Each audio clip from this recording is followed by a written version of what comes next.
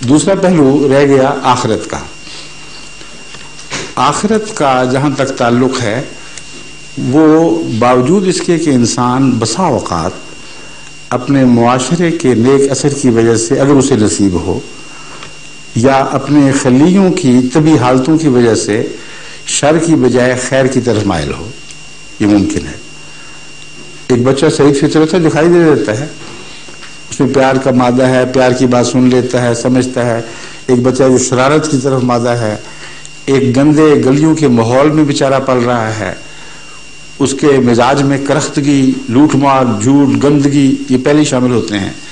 ایک بچہ ہے جو نبیوں کی اولاد ہے، اس کو بہت پاکیزہ اور مقدس ماحول میسر آیا ہوتا ہے. ان سب باتوں میں ایک گہرا حکمت کا پیغام ہے کہ اگر ہر شخص اپنی بدی یا اپنی نیکی کے مطابق اسی طرح مر جائے تو اس کائنات کا مقصد ہی کوئی نہیں رہتا.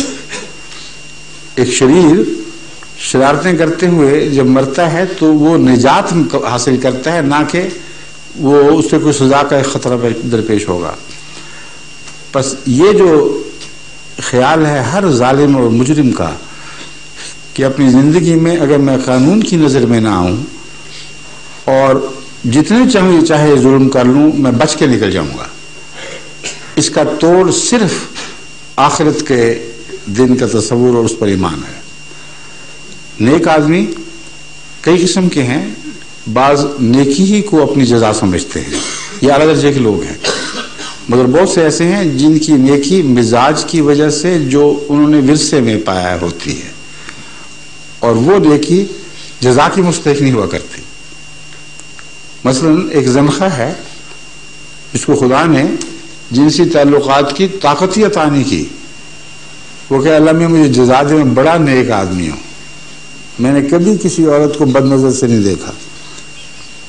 تو یہ لاجک جو آپ بیان کر رہے ہیں اگر یہ 100% تسلیم ہو جائے اس کو جزا ملنی چاہیے، مگر جزا اس کو ملے گی جس میں مخالف مادہ موجود ہو اور اس خیال سے کہ اللہ تعالیٰ اس سے منع کرتا ہے پھر رک جائے.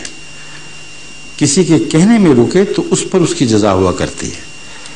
اگر بغیر کہے حالات کے تقاضوں میں رکتا ہے تو اچھی بات ہے مگر قابل جزا نہیں ہے. تو یوم آخرت میں جو جزا اور سزا کا تعلق ہے اس کا یہی فلسفہ ہے جو مختصر میں نے آپ کے سامنے رکھا ہے.